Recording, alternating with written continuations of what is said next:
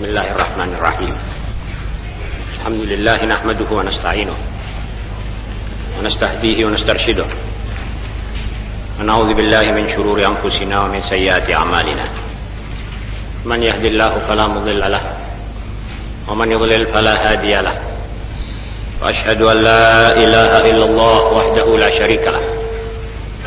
Wa anna sayyidana Muhammadan abduhu wa rasuluh. Allahumma salli wa sallim wa barik ala sayyidina Muhammad wa ali sayyidina Muhammad kama sallaita wa sallamta wa barakta ala Ibrahim wa ala ali sayyidina Ibrahim fil alamin innaka Hamidum Majid.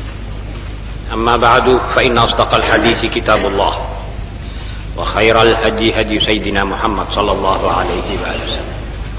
Anna syarral umuri muhdatsatuha wa kullu muhdatsatin bid'ah, kullu bid'atin dhalalah wa kullu dhalalatin finnar.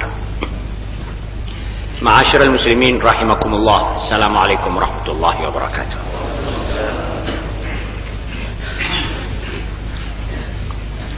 Sebelum saya mulai pengajian kita malam ini dengan memakai diktat yang ke-8, maka judul dari diktat ini adalah cuplian daripada akhlak dan sunnah Nabi Muhammad SAW. Maka di antara lain dari akhlaknya Nabi Muhammad SAW, kalau mendengar ada seorang sakit, disambangi, didoakan. Kalau mendengar orang wafat, ditakziai dan diantarkan jenazahnya. Itu salah satu di antara sekian banyak akhlak Rasulullah SAW dan sunnatnya. Berhubung salah seorang tetangga masjid kita, yaitu Ibu Maryam, dalam keadaan sakit, maka pantas sekalilah kalau kita bersama-sama mendoakan agar supaya penyakit beliau cepat disembuhkan oleh Allah Subhanahu wa taala. Mari kita sama-sama membaca Al-Fatihah. Bismillahirrahmanirrahim. Muslimin. Pertama, hadis yang diriwayatkan oleh Abu Hurairah radhiyallahu taala anhu. Beliau bersabda, Rasulullah sallallahu alaihi wa alihi wasallam bersabda, barang siapa man kana 'indahu mazlimatun li akhihi falyatahallalhu minha fa innahu laysa thamma dinarun wala dirham min qabli an yu'khadha li akhihi min hasanatihi fa in lam yakun lahu hasanat ukhidha min sayyiati akhihi faturihat alayhi. Hadis ini menggambarkan bagi kita alangkah indahnya itu keadilan, alangkah pantasnya manusia ini memakai cara jujur terhadap sesamanya. Di sini Rasulullah SAW menggambarkan, barang siapa merasa menganiaya saudaranya muslim, macam-macam aniaya bisa dilakukan oleh seorang muslim terhadap saudaranya, apakah itu berupa umpetan atau ghibah, atau duitnya kita ambil tidak dengan halalnya dan ribahnya, atau kita utang belum bisa membayarnya,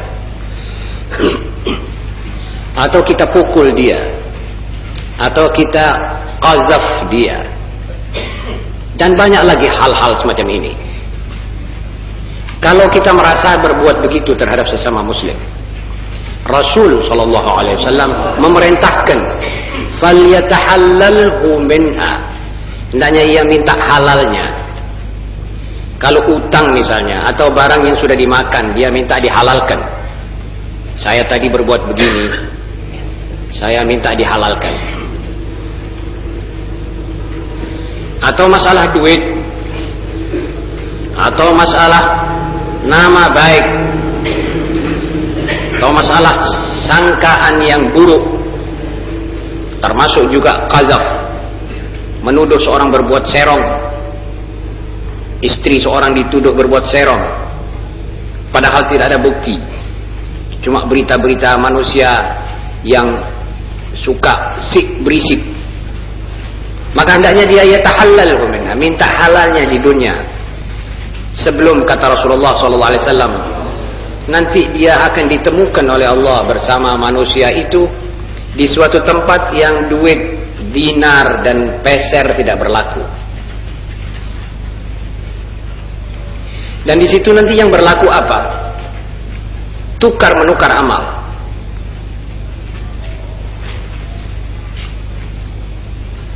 Tukar menukar amal kadangkala menjadikan orang itu bangkrut. Dalam bahasa Belanda, faillite. Dalam hadis yang diriwayatkan oleh Bukhari juga, Rasulullah SAW bersabda, "Atadruna manil muflis?" Tahukah kamu siapa gerangan orang yang dikatakan bangkrut? Sahabat mengatakan, ya Rasulullah, sebenarnya menurut istilah kita, orang yang bangkrut itu orang yang utangnya lebih banyak daripada jumlah barang yang dia miliki, sehingga kalau dia mesti bayar semua utangnya, dia masih tekor, kurang. Itu namanya bangkrut. Rasulullah SAW mengatakan, bukan itu. Bangkrut adalah seorang yang datang di hari kiamat membawa gembolan, karungan sholat, karungan zakat, karungan pahala puasa, yakni bawa amal yang besar kelihatannya, tetapi ya'ti wa qad syatama hadha wa daraba hadha wa qadhafa hadha wa akala mala hadha wa safaka dama hadha. Itu orang yang datang hari kiamat dengan amal yang banyak, namun dia juga pernah memaki orang, dia juga pernah ghibah pada orang, gunem orang, dia juga datang pernah mukul orang, pernah mengambil duitnya orang, pernah membunuh orang. Orang ini nanti di hari kiamat ditemukan dengan yang bersangkutan, lalu mengatakan, saya dimaki ya Allah, saya minta hasanatnya. Hasanat tadi dikasihkan, ini dipurkan. Yang dipukul dikasih hasanatnya, dikasih sampai hasanat yang banyak itu habis. Kemudian kalau sudah habis, apa habis masalahnya? Belum. Karena dia sudah tidak ada hasanat, sayyiatnya orang-orang tadi itu, dosanya orang-orang itu dipikulkan, dimasukkan keranjangnya tadi. Ini kata Rasulullah SAW yang dikatakan bangkrut. Siapa saudara-saudara di antara kita yang kepingin maju di hari kiamat dengan keadaan bangkrut begitu? Saya kira tidak seorang pun yang berakal bisa membayangkan dia akan masuk ke gelanggang mahsyar yang di dalamnya Allah berfirman, yauma yafirrul mar'u min akhihi wa ummihi wa abihi wa sahibatihi wa banihi. Dia bilang di hari di mana orang lari melihat anaknya, melihat saudaranya, melihat ibunya, lari, takut. Masing-masing nafsi. Hari yang sukar untuk dibayangkan oleh manusia hidup di dunia ini. Apalagi orang yang ghafil. Atau digambarkan oleh Allah dalam ayat yang lain, yauma ya'addu dhalimu ala yadayhi. Di hari di mana manusia yang menganiaya menggigit jarinya. Sebetulnya kalau kita perhatikan, apa sih sebenarnya dunia ini? Dunia ini kalau kita kumpulkan dari yang haram, kita mati mesti dilorot sama sekali, kita tinggalkan. Pasti kita dilorot orang. Ahli-ahli waris sudah menunggu, kalau kita umpamanya kaya raya. Tetapi kalau begitu saja dan habis, mendingan. Harta kita dilorot, kita masuk kubur, persoalan harta yang dilorot orang itu harus kita pikul tanggung jawabnya. Coba bayangkan. Jadi harta sudah dilorot, dikasihkan orang, dibagi kepada ahli waris. Persoalannya dari halal haramnya itu kita mesti menghadap Allah Ta'ala berhitungan. Mesti memperhitungkan itu. Kita diperhitungkan tentang itu. Padahal kita sudah tidak menikmati harta itu. Maka kata Imam Ghazali, keblinger benarlah manusia yang sampai mau berbuat dosa, mengambil hartanya orang, menyirik hartanya orang, padahal dia tahu hari kiamat dia akan dipertanggungjawabkan, dan apabila dia sudah nazak, harta itu tidak akan dibawa oleh dia. Keblinger apa tidak? Ini masalah. Karena itu marilah kita selesaikan di dunia. Kalau ada orang umpamanya berasa dia berbuat tidak baik kepada sesamanya, minta saja maaf. Terlebih dahulu saya akan praktekkan ini. Kalau saya ada kesalahan apa-apa kepada saudara-saudara atau dari keluarga saya mohon maaf. Betul-betul dari hati saya. Jadi maafkanlah saya. Sebelum saya nanti saudara-saudara akan perhitungkan. Masa saudara tidak kasihan pada seorang seperti saya begitu? Inilah masalahnya. Dan orang lain pun harus begitu. Tetangga dengan tetangga. Ini paling banyak masalah tetangga dengan tetangga. Itu mestinya kalau bisa saban hari mesti saling ketemu di masjid sambil minta maaf memaafkan. Barangkali kemarin saya ada kesalahan kepada tetangga saya harus minta maaf. Mungkin saya tidak berasa salah itu. Tidak semua orang duduk mengijir-ijir kesalahannya. Tidak semua orang ada tempo dan waktu dan otak yang bening bisa memperhitungkan kelakuan dan akhlaknya. Mungkin dia lupa bahwa dia telah berbuat salah. Tetangganya merasa ngenes. Tahu-tahu hari kiamat hasanatnya diambil untuk tetangga. Ma'asyiral muslimin, hadis ini salah satu dari ajaran Nabi Muhammad SAW. Ini cuplian dari akhlak yang ditanamkan oleh Nabi kepada sesama umatnya. Di waktu-waktu seperti begini lebih harus kita intensifkan. So kalau ini kita lakukan berarti masyarakat Bangil, masyarakat umat Islam di Bangil ini rukun. Kalau orang sudah tidak merasa ada apa-apa terhadap sesamanya, tadinya saya marah, sekarang dia sudah minta maaf. Mau saya buat apa? Pasti saya akan minta maaf, akan memaafkan. Jadi orang yang kalau salah jangan angkuh untuk minta maaf, dan yang dimintai maaf jangan kikir, jangan bakhil untuk memberikan dia maaf. Kalau dia memberi maaf berarti Allah akan menggantikan juga. Ada satu orang ditanya orang, kamu punya utang-utangmu di tangan orang ada berapa? Dia bilang banyak. Kenapa kamu tidak tuntut? Buat apa saya tuntut? Saya halalkan itu semua. Saya pasti Allah akan mengganti saya di hari kiamat. Dan apa artinya 100-200 ribu di dunia? Di akhirat saya akan dapat nilainya lain. Saya lebih untung, biar diambil. Ini manusia-manusia yang soleh. Begitulah akhlaknya, begitulah kelakuannya. Ma'asyiral muslimin, hadis yang kedua. An Abi Hurairah radhiyallahu taala anhu qala Rasulullah sallallahu alaihi wa alihi wasallam, "Unzuru ila man huwa asfala minkum wa la tanzuru ila man fawqakum, fa huwa ajdaru alla tazdaru ni'matallahi 'alaikum." Ini masalah kita hidup ini tidak suatu keadaan yang dialami oleh seorang, melainkan orang lain ada yang mengalami lebih rendah daripada dia atau lebih tinggi daripada dia. Kalau di dalam soal dunia, kata Rasulullah SAW, masalah-masalah duniawiyah, hendaknya kita melihat orang yang di bawah kita. Apa sebab ya Rasulullah? Sebab supaya kamu tidak mengentengkan, meringankan nikmat Allah kepadamu. Kalau saya lihat orang punya mercy, saya melihat orang yang pada punya mercy, pada punya gedong, pada tehelnya itu tehel kaca, di bawahnya itu kaca, ada akuarium. Kalau saya melihat orang-orang seperti itu, saya tidak akan senang hidup di rumah saya yang kecil itu. Saya akan mengatakan, tidak ada artinya ini. Padahal, kalau saya melihat orang di bawah saya yang hidup di tengah-tengah, di bawah jembatan, di tengah kota Surabaya, dalam keadaan susah payah, dalam keadaan ketimpa hujan kalau hujan, ketimpa angin kalau angin, saya akan bersyukur dengan bubuk itu. Itu maksud Rasulullah SAW.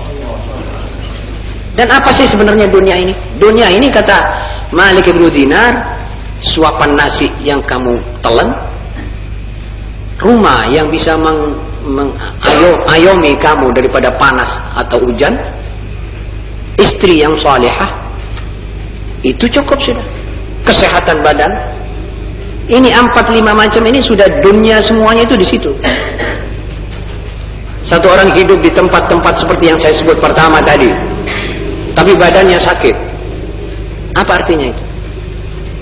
Jadi kalau kita kekurangan rezeki atau kurang dapat untung hari ini, lalu kita melihat kita punya badan alhamdulillah seger, makan sesuap nasi dengan kecap dan tempe merasa nikmat.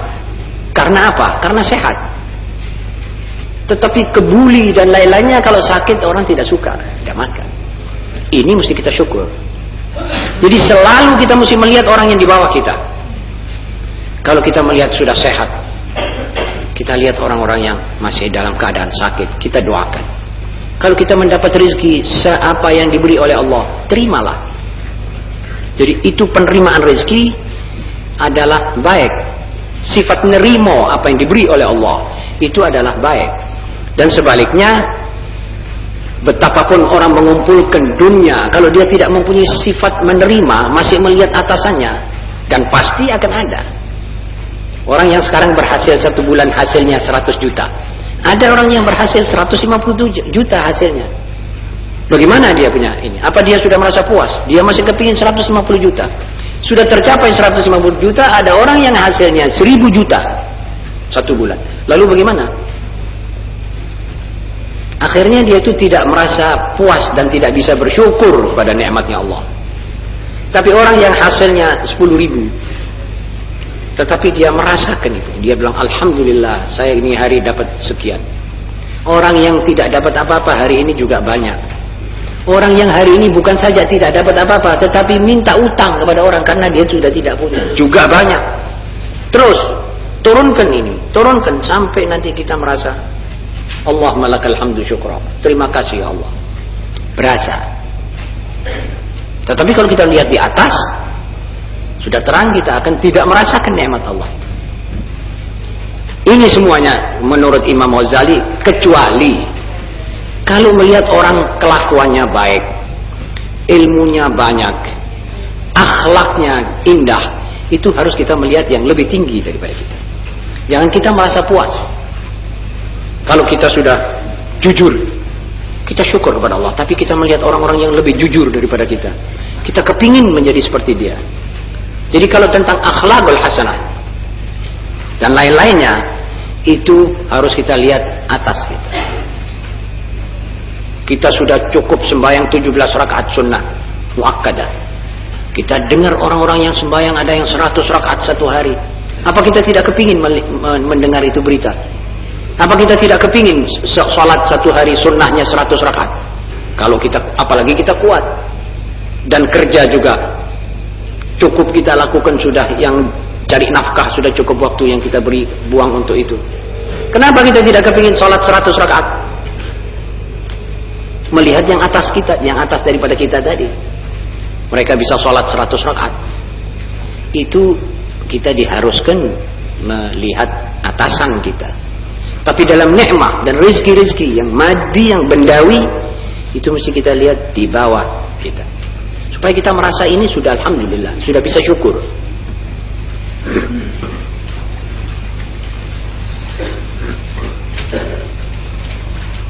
Yang ketiga, an Sa'id ibn Abi Waqqas radhiyallahu ta'ala anhu qala Rasulullah sallallahu alaihi wa alihi wa sahbihi wa sallam, min sa'adatil mar'i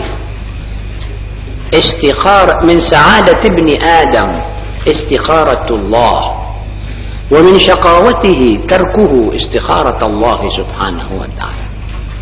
Ini Sa'ad ibn Abi Waqqas meriwayatkan bahwa kata beliau, sabda Rasulullah sallallahu alaihi wasallam, beliau berkata, dari tanda-tandanya orang ini bahagia adalah sering-sering melakukan istikharah. Dan tanda orang-orang ini tidak bahagia dan orang-orang cilaka adalah orang yang tidak pernah istikharah. Istikharah itu apa artinya? Istikharah itu kalau kita akan berbuat sesuatu, kita terus ambil air sembahyang, ambil air wudu, lalu kita menghadap kiblat, salat sunnah, namanya sunnat al-istikharah, 2 rakaat. Maksudnya itu izin pamitan dengan Allah, sambil memasrahkan, ya Allah, hambamu ada mempunyai niat demikian. Kalau niatan hambamu akan menindakkan ini baik, akibatnya baik, segala sangkut pautnya di dunia sampai ke akhirat, maka takdirkanlah perbuatan itu terjadi. Kalau sebaliknya, ya Allah, akibatnya tidak baik, ada risiko-risiko yang akan mencelakakan hambamu di dunia sampai ke akhirat, janganlah kau takdirkan perbuatan tadi. Ini namanya istikharah. Kira-kira kesimpulan doa salatul istikharah itu demikian. Allahumma inni astakhiruka bi'ilmik wa astaqdiruka biqudratik fa innaka taqdiru wa la aqdir. Engkau berkuasa, hamba tidak berkuasa. Wa anta ta'lam wa la a'lam. Engkau mengetahui, hambamu tidak mengetahui. Ila akhiril hadis. Ini doa.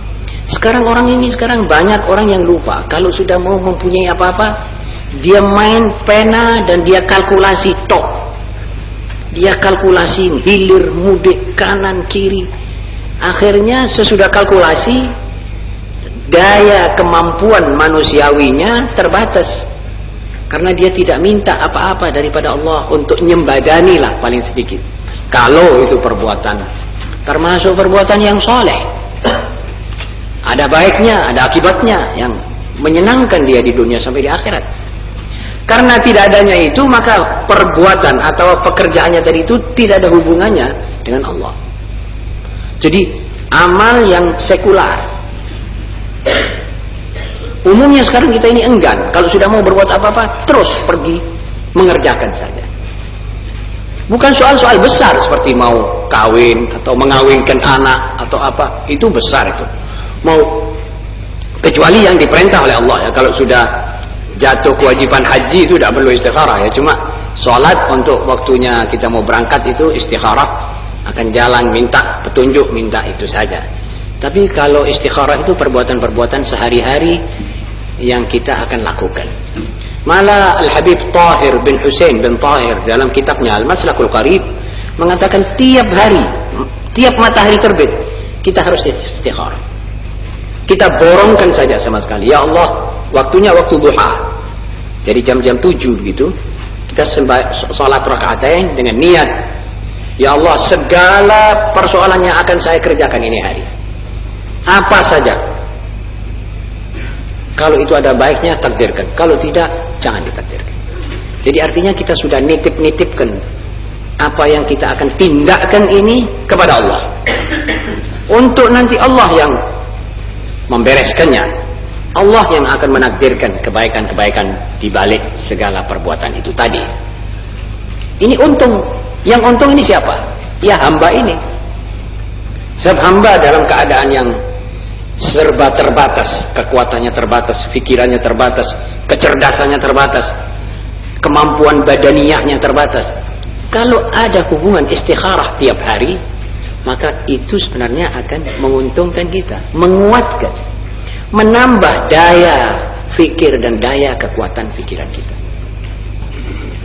Dan dalam ini saya kira banyak ada kekeliruan kalau orang mau berbuat sesuatu lalu istikharah tunggu ngimpi. Itu saya kira tidak perlu kita tunggu ngimpi. Istikharah itu artinya sudah nyuwun pamit dan nyuwun petunjuk. Kalau sudah kita mintakan itu, sudah sampai laksanakan sudah. Kalau sampai terlaksana berarti Allah sudah meridai itu. Kalau tidak ya tidak. Jadi umpamanya saya ada keinginan pergi ke Jakarta, istikharah tadi pagi, tiba-tiba karcis tidak dapat. Katanya tidak ada, ini hari sudah tidak ada. Ya saya urung. Ini artinya istikharah tadi ada manfaatnya. Sudah buat saya itu ada baiknya. Kita harus percaya itu. Sebab yang menggerakkan seluruh isi dunia ini adalah Allah. Ya mungkin ada orang habis istikharah lalu dia mimpi. Mungkin dia orang soleh dan orang begitu, bisa saja. Tetapi tidak mesti kita tunggu sampai mimpi. Nanti ada petunjuk begini, petunjuk begitu. Itu saya kira luar daripada yang diperintah oleh Nabi Muhammad SAW. Jadi yang diperintah itu kamu harus lakukan istikharah. Habis istikharah boleh kamu tindakkan. Ma'asyiral muslimin, An Abdullah bin Amr bin al-As radhiyallahu ta'ala anhu marfu'an. Qala an-nabiy sallallahu alaihi wa alihi wa sahbihi, "Idza afsaha auladukum fa'allimuhum la ilaha illallah wa idza asghara famuruhum bis-shalah."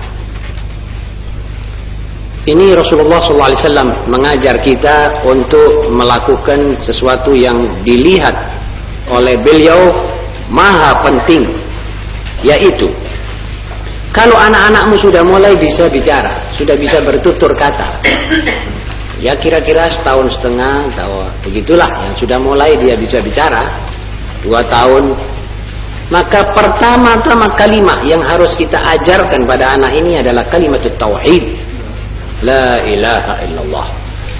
Apa sebab? Sebab kalimat tauhid ini mempunyai efek psikologis. Jadi kalau lidahnya anak yang baru bisa bicara itu digerakkan dengan la ilaha illallah, dengan pengertian bahwa la ilaha illallah afdalu dzikri, sudah topnya zikir la ilaha illallah. Dengan pengertian itu, kalau kita ajar anak kita sampai anak kita itu bisa mengucapkan la ilaha illallah, maka nanti itu anak kalau besar, anak itu kalau nanti bisa bertutur kata selanjutnya, kalau sudah bisa berpikir selanjutnya, maka konsekuensi daripada kalimat pertama yang dibicarakan oleh anak ini mempunyai efek, mempunyai pengaruh, maupun langsung maupun tidak langsung. Itu sebabnya juga ada hadis yang sunnah, kalau anak bayi baru lahir diadani kuping kanannya dan iqamat kuping kirinya. Itu juga ada pengaruh-pengaruhnya. Sebab pertama suara yang menatap kupingnya itu anak adalah zikrullah. Atau dengan kata lain, kesimpulan ajaran Islam itu membesarkan Allah, tiada Tuhan melainkan Allah, bahwa Muhammad Rasulnya. Mari kita berdoa dan salat, mari kita menang dan jaya. Itu semuanya nanti akan mempunyai semacam frekuensi di dalam otaknya itu anak, dan seterusnya dia nanti mempunyai suatu masalah yang bersangkutan dengan Islam sampai itu anak mati. Juga mengajar dia la ilaha illallah waktu pertama kali dia sudah bisa bicara. Kemudian beliau menyambung, wa idza atghara as-sabi, atghara itu artinya kalau giginya mulai pupak, kalau orang kata orang Jawa, itu sudah harus kamu suruh dia sholat. Jauh arti bedanya famuruhum bis-shalah dengan fa'allimuhum bis-shalah. Jadi anak giginya pupak itu 6 tahunan. Jadi 6 tahunan itu sudah harus kita suruh dia sholat. 6 atau 7 tahun. Betul? 7 tahun sudah kita suruh dia sholat, artinya 2, 3, 4, 5, 6 tahun itu anak sudah kita mulai ajar dia sholat. Jadi sekedar mengajar sholat. Tetapi 7 tahun kalau sudah pupak giginya asghar, maka dia harus sudah kita suruh sholat.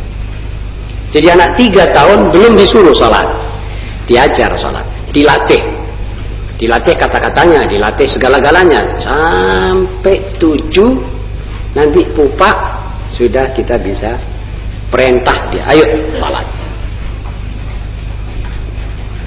Ini ajaran Rasulullah SAW. Dan anak yang bisa muadzib, apa muadzib itu?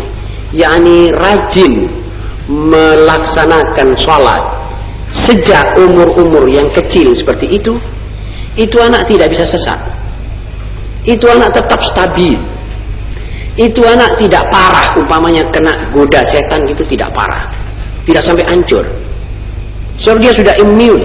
Enggak, orang itu sudah ada vaksinasi. Kalau ada wabah cacar, ada orang yang cacar, ada orang yang tidak pernah cacar. Yang tidak pernah cacar itu kalau kena parah. Tapi yang ada cacar kena tetapi tidak parah. Ini misalnya Kalau ada cacar rohani, cacar itu ada jasmani, ada jiwani. Kalau ada cacar jiwani seperti sekarang, ini wabah, kolera jiwani dan cacar jiwa hari-hari ini. Ini sekarang musim wabah kolera roh dan kolera dan cacar roh. Ini ada orang yang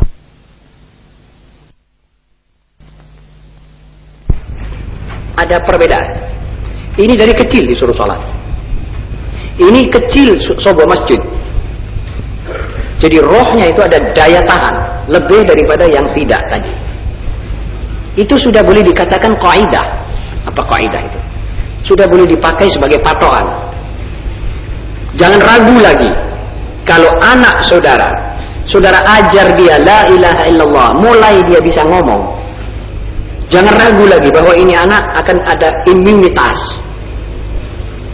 Dan kalau dia 7 tahun sudah mulai sholat sampai umur 24 tahun, tidak sampai nyepak nyandung dia waktu puber. Puber itu artinya waktu mau balel. Itu biasanya anak gunjing. Anak yang dididik atas dasar sekularisasi, waktu puber, waktu dia mau balel itu, umur yang mulai dia mencapai 12 sampai 18, itu biasanya banyak yang slip. Slip itu bisa motornya berhenti, bisa juga nubruk. Bisa guling, bisa hancur sama sekali. Dan bisa ceket kepada salah satu pohon asam, waliyadzubillah. Hancur sudah, tidak bisa diurus lagi. Itu kalau kita lihat sejarah kedua anak ini, nanti kita lihat akan ada perbedaan waktu didiknya, waktu kecilnya. Landasan idealnya sampai di mana? Pasti kita akan ketemukan perbedaan-perbedaan yang nyolok. Tetapi anak yang mulai umur seperti tadi ini, ya kita lakukan apa perintah Rasulullah SAW terhadap anak kita ini, maupun kepada cucu kita, maupun kepada cicit kita. Maka kita nanti akan lihat bagaimana hasilnya. Dia tidak sampai ada masa puber yang merusak sama sekali. Bahkan banyak yang sudah dicoba sampai umur 18 itu anak stabil saja jalan, tidak sampai menyentuh maksiat. Dan kalau sudah sampai 21 dia tidak pernah menyentuh maksiat, maka sampai mati anak ini sudah tidak bisa menyentuh maksiat, sudah kebal. Makanya kembali lagi saya akan bicarakan masalah anak dan masalah pendidikan dan pengajaran. Jangan kesusu. Kalau kita punya anak, saudara-saudara, kita punya anak-anak, kita jangan kesusu. Jangan kita kejarkan satu titel sarjana saja. Kejarkan dulu apa-apa yang diperintah oleh Allah. Kejarkan apa-apa yang menjadi tugas hidupnya di dunia. Nanti kalau kita tidak keburu nafsu, tidak itu anak nanti akan stabil. Stabilitasnya ini menyebabkan dia kalau dimasukkan sekolah umum bisa jalan dan tidak sampai kesentuh apa-apa. Dimasukkan sekolah khusus demikian juga. Seperti satu bangunan yang fondasinya terlalu dalam. Itu nanti kalau saudara taruh atasnya 30 tingkat, itu tidak apa-apa.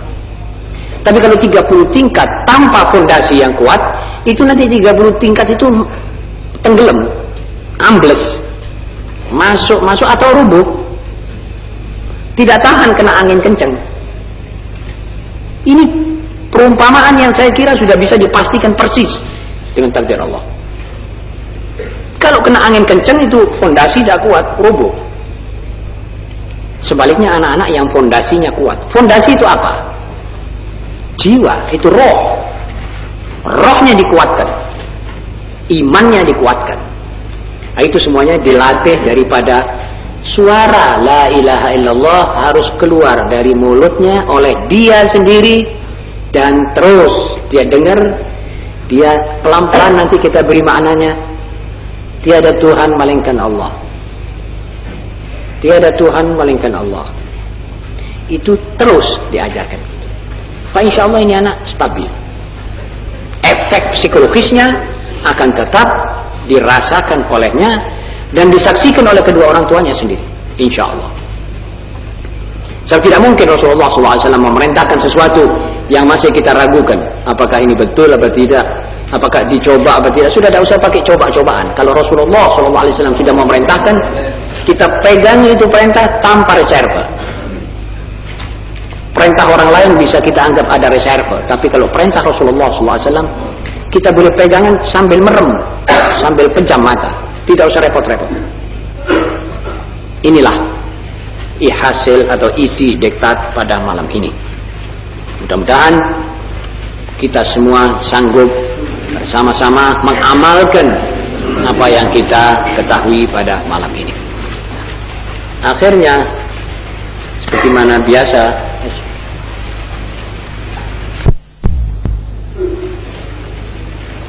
yang saya maksudkan dengan Khidir, hidup atau tidak hidup, itu yang saya maksudkan dalil-dalilnya atau nasnya bahwa beliau hidup sampai sekarang atau tidak hidup sampai sekarang. Itu dalil hidup sampai sekarang belum saya temukan, saya sendiri. Syukur kalau saudara-saudara bisa membawakan dalil bahwa Nabi Allah Khidir itu betul-betul masih hidup. Ini sabda Nabi atau ini kan.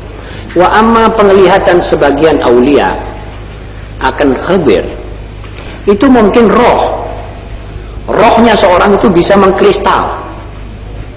Rohnya orang yang sudah wafat juga bisa kristal. Kalau kita, jadi seperti sekarang kita setingkat dengan wilayahnya Khidir, itu kita bisa ketemu Khidir walaupun begini dalam yaqadhah, itu bisa. Jadi rohnya tadi mengkristal. Seperti juga kalau kita bawa air satu gelas, kita bawa tinggi terus naik sampai 15 kilo di atas, 15.000 meter. Itu air di gelas sudah tidak merupakan air, sudah merupakan es. Seperti saudara keluarkan dia dari freezernya kulkas, sudah berubah, sudah mengkristal itu air, sebab sudah berada di tempat yang bukan tempatnya semula. Manusia juga yang rohnya ditingkatkan dengan akhlakul hasanah, dengan budi pekerti, dengan iman, dengan khusyuk, dengan menghilangkan kibir dan sombong dan lain-lainnya, itu rohnya meningkat sampai pada tingkat di mana arwah yang sesamanya, setingkatnya bisa kelihatan, walaupun dia masih ada arda bumi ini. Kemungkinan para orang yang mengatakan saya menyaksikan Khidir itu dalam bab seperti ini, ya walaupun juga banyak cerita-cerita yang mungkin dilebih-lebihkan, itu bisa saja. Tetapi kemungkinan kalaupun ada, maka disinilah masalahnya. Jadi inilah ringkasan tambahan dari masalah Nabi Allah Khidir, atau Khidir yang dikenal oleh hadis sebagai temannya Nabi Musa, yang mengajarkan kepada Nabi Musa ilmul kasyaf yang oleh Nabi Musa sendiri belum dimiliki. Sekian. Bahwa saya lebih senang kalau pertanyaan itu mengenai persoalan yang kita bicarakan. Ini barangkali buat kesekian kalinya saya minta diindahkan. Karena masalah-masalah mengenai khilafiyah, furu'iyah, saya sudah dari awalnya saya tidak begitu gemar untuk berbicara mengenai itu. Kalau saya dipaksa, nanti saya akan katakan ini ada dua pendapat, saudara boleh pilih. Saya tidak akan kuatkan mana yang lebih saya pilih, atau saya minta supaya saudara memilih saja. Misalnya masalah tawassul, ada orang yang mengatakan tawassul, ada orang yang mengatakan tidak. Nah, sekarang saudara, terserah pada saudara. Jadi bukan karena saya akan membicarakan masalah khilafiyah, tetapi saya mau menjelaskan bahwa masalahnya ada dua pendapat ulama. Dan kita semua tidak ikut mencetak itu masalah khilafiyah. Jadi tidak ikut memperbincangkan, tidak ikut mempersoalkan. Sebab itu persoalan sudah kira-kira 1000 tahun dahulu. Ada yang umurnya 800, ada yang 1000 tahun. Misalnya kunut. Ada orang bilang ada kunut, ada orang bilang tidak ada kunut. Nah sekarang saudara bagaimana? Saudara pilih saja. Yang mengatakan tidak ada kunut, ada dalilnya. Yang mengatakan ada kunut, ada dalilnya. Kita tidak usah perlu adu dalil, sebab kita tidak mengikut mengorek dalil itu. Kita ikut sajalah, terang-terangan saja. Saya ikut seperti itu. Jadi saya sendiri dalam soal-soal khilafiyah ini, saya pilih yang mana saya punya hati mantap mengerjakan. Sebab dua-dua ada dalilnya, ada umumnya. Kalau saya disuruh mengatakan mana yang lebih kuat, itu tak ini, itu nanti akan panjang masalahnya. Jadi kita pilih saja mana yang kita setujui. Jadi hendaknya masalah ini tidak usah dipertengkarkan lagi. Sebab zamannya bukan zaman masalah khilafiyah. Sekarang zamannya mesti zaman masalah muttafaqun alaih. Kita ini harus berbicara dan mengamalkan, habis berbicara, mengamalkan masalah-masalah yang sudah tidak ada dua kepala bertentangan, yaitu Allah wahid, bahwa Nabi Muhammad adalah penghabisannya para rasul dan nabi, bahwa Ka'bah kiblat kita, bahwa sholat itu adalah 5 waktu, namanya zuhur, asar, maghrib, isya, subuh. Isya 4 rakaat, zuhur 4 rakaat, sebelumnya sholat ada wudu, sebelumnya wudu ada niat. Itulah, itu muttafaq alaih. Kalau mau kawin mesti ada ijab kabul, ada 2 saksi, muttafaq alaih. Kalau nyukat sukat-sukatan jangan mencuri timbangan, muttafaqun alaih. Itu saja yang kita perlu bicarakan sekarang. Sampai kira-kira masalah yang seperti begini berjumlah 3.000 masalah lebih sudah kita kuasai dan sudah kita amalkan. Baru kita bicara apa sebab imam itu mengatakan ada ini, imam itu mengatakan dagingnya anjing boleh dimakan dan makruh, lah satunya bilang itu tidak, itu haram. Nanti kita bisa tahu sendiri. Begitulah. Ya, silakan. Sudah jelas hukumnya anak angkat jika sudah baligh, seperti hukumnya lelaki yang bukan mahram. Jadi ibu yang memungut itu harus pakai hijab, harus berhijab daripada anak itu. Ini hukumnya Allah Subhanahu wa taala. Juga sebaliknya, jika anak perempuan dipungut oleh seorang laki-laki, kalau itu anak perempuan sudah baligh, tidak mungkin menjadi anaknya betul, ya tetap hukum Allah berjalan. Begitulah. Jadi hendaknya yang bersangkutan dalam masalah-masalah begini ini, ya hendaknya hati-hatilah. Syirik itu batas-batasnya adalah di mana satu perbuatan atau satu anggapan atau satu anutan kepercayaan atau satu perbuatan yang ada sifat mempersekutukan Allah, itu sudah masuk batas syirik. Jadi kalau saya ada anggapan, misalnya bahwa sesuatu itu ada daya seperti dayanya Allah, ada kekuatan seperti kekuatan Allah, itu syirik. Atau saya ikuti sesuatu tanpa reserve, seperti saya harus mengikuti Allah, itu juga syirik. Itu sebabnya orang yang mengikuti hawa nafsu dianggap oleh Allah menyembah hawa nafsunya. Ara'aita man ittakhadha ilahahu hawa. Muhammad, bisakah engkau bayangkan orang yang menjadikan Tuhannya itu hawa nafsunya? Atau dengan kata yang lebih jelas, bisakah kau membayangkan orang yang menjadikan hawa nafsunya sebagai Tuhannya? Apa artinya? Ya ini diikuti. Kalau mau marah, diloskan marahnya. Kalau syahwatnya berkobar-kobar, sudah dia tidak peduli.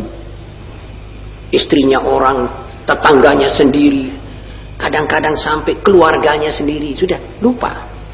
Ini menjadikan, orang ini menjadikan hawa nafsunya itu Tuhannya. Sebab Tuhan itulah yang diikuti tanpa reserve. Tapi sekarang sebaliknya, hawa nafsu. Ini termasuk salah satu dari pecahan syirik. Dan banyak ratusan ribu jenisnya ini. Makanya kita mesti baca bab Ajaibul Qalb di kitab Ihya-nya Imam Ghazali. Nanti kita akan tahu bagaimana ini onderdil dan pretelannya syirik ini. Allah ya, mudah-mudahan kita selamat daripada itu. Kalau kita mau ambil satu garis lurus, kita minta saja daripada Allah, minta mohon ampun daripada kalau saya melakukan syirik yang saya tidak berasa, ampunilah ya Allah. Sambil mengucapkan la ilaha illallah, tajdidul iman saben waktu. Itu sebabnya habis salat maghrib kita disunnahkan membaca la ilaha illallah wahdahu la syarikalah, lahul mulku wa lahul hamdu yuhyi wa yumiitu wa huwa ala kulli syai'in qadir. 10 kali. Subuh 10 kali. Ada ulama mengatakan juga habis sholat asar 10 kali. Ini maksudnya tajdid, memperbarui, atau dengan bahasa asing refreshing, menyegarkan iman kembali. Barangkali antara jam 7 dan jam 8 pagi itu habis sholat subuh, yakni tiap pagi itu jam 7 atau jam 12 atau jam 1-nya itu kita melakukan sesuatu yang bisa ditafsirkan syirik. Tidak kembali pada tauhid mutlak. Yang tidak diampuni itu adalah syirik yang kita bawa mati. Jadi segala sesuatu kalau kita berbalik, bertolak belakang dengan itu, insya Allah diampuni oleh Allah. Dengan harapan dan keyakinan bahwa hal itu akan diampuni oleh Allah. Ya. Tidak diberi nafkah oleh suaminya sama sekali, atau tidak cukup diberi nafkah. Jika suaminya ini orang yang dianggap mampu, maka di dalam negara-negara Islam, pemerintahlah yang mengambil dari harta suami ini secukupnya untuk istri. Ya. Ya. Jika tidak, maka istri juga boleh mengambil sekedar belanjanya dari harta suami tadi. Tapi ini ada nas. Hindun, istrinya Abu Sufyan, pernah wadul kepada Rasulullah SAW. Ya Rasulullah, Abu Sufyan ini orang syahih. Saya ini tidak dikasih belanja cukup buat saya dan buat anak-anaknya. Tapi saya ambil sebagian dari dia punya itu saya pakai. Iya, tidak apa-apa, boleh pakai. Sebab hak. Nah sekarang kalau istrinya begitu bengis, mampu tidak kasih belanja, istri berhak minta cerai. Sebab min syurut itu syarat, itu nafkah harus dipikul oleh suami. Bagaimana kita kurung satu perempuan, kita minta dia kerja di posnya, di rumah tangganya, tidak kita beri kesempatan untuk bekerja, lalu nafkahnya juga kita tidak kasih, itu kan zalim. Untuk meniadakan sikap zalim, istri berhak minta cerai dan bisa dicerai oleh si qadhi. Adapun masalah memukul, maka dalam batas-batas tertentu yang tidak melukai atau yang dikatakan tidak mubarrih, maka hal itu dibolehkan oleh syariat. Fadribuhun, tetapi pukulan galak seperti algojo sampai istrinya luka atau apa, itu diharamkan oleh syariat. Dan menurut Imam Malik dan mazhab Ahmad, istri berhak minta cerai. Jadi istri itu berhak juga minta cerai, dan oleh qadhi bisa dicerai. Hanya umumnya dalam persoalan nafkah, talaknya yang diturunkan atau yang dijatuhkan oleh penghulu itu termasuk talak ruj'i. Jadi kalau suaminya mengasih nafkah, itu kembali menjadi istrinya lagi, termasuk rujuk kembali. Jadi dan iddahnya suami itu, ya, iddahnya istri diberi prioritas suaminya. Jadi kalau sudah dijatuhkan oleh si pengadilan bahwa istri ditalak, dijatuhkan talaknya karena tidak diberi nafkah, maka sesudah iddah, maka kemudian suami memberikan nafkah, maka sesudah iddah suami tadi diberi dispensasi untuk rujuk pada istrinya. Begitu. Sekian. Tidak ada Islam kecuali yang dibawa oleh Nabi Muhammad SAW. Yang rukun Islam, yang rukun imannya 6, yang rukun Islamnya 5, dan ihsannya sudah jelas. Anta'budallaha ka'annaka tarah, wa illam takun tarahu fa innahu yarak. Itulah Islam. Sisa atau selain daripada itu tidak bisa dianggap Islam dan tidak bisa dimasukkan dalam kategori Islam. Itu adalah bid'ah dhalalah, termasuk juga Islam pangestu dan lain-lainnya itu. Sebab ada caranya golongan-golongan tertentu mau menyisipkan Hinduisme ke dalam Islam, mau menyisipkan kebatinan dan syirik-syirik yang khafi di dalam Islam. Itu mestinya kita bisa merasakan bahwa ini tidak betul dan ini tidak masuk dalam ajaran Islam. Ya. Bagian besar ulama bahwa suami istri yang tadinya beragama di luar Islam lalu diparingi oleh Allah hidayat kedua-duanya masuk Islam, maka tajdidun nikah diharuskan. Jadi nikahnya ditajdidkan, diulang kembali, disegerkan kembali. Yani seperti tadi ada refreshing. Dan mudah-mudahan dengan demikian kehidupannya lebih bahagia dan lebih senang, saat ini sekarang dia lebih mantap. Nikah yang dijalankan sebelumnya tidak berdasarkan Islam. Sekarang sesudah mereka berdua memeluk agama Islam, mereka sekarang juga sampai kepada nikahnya akan diperbarui menurut ajaran Islam. Maka itu sebenarnya lebih menentramkan hati masing-masing. Ya. Dan gadis muslimah. Ya. Saya kira saudara-saudara, acara tanya jawab ditutup sampai sekian saja sebab waktunya sudah ya jam 9. Mudah-mudahan apa yang kita perbincangkan ini masing-masing sudah bisa mengamalkan bersama. Mari kita sama-sama mendoa kepada Allah.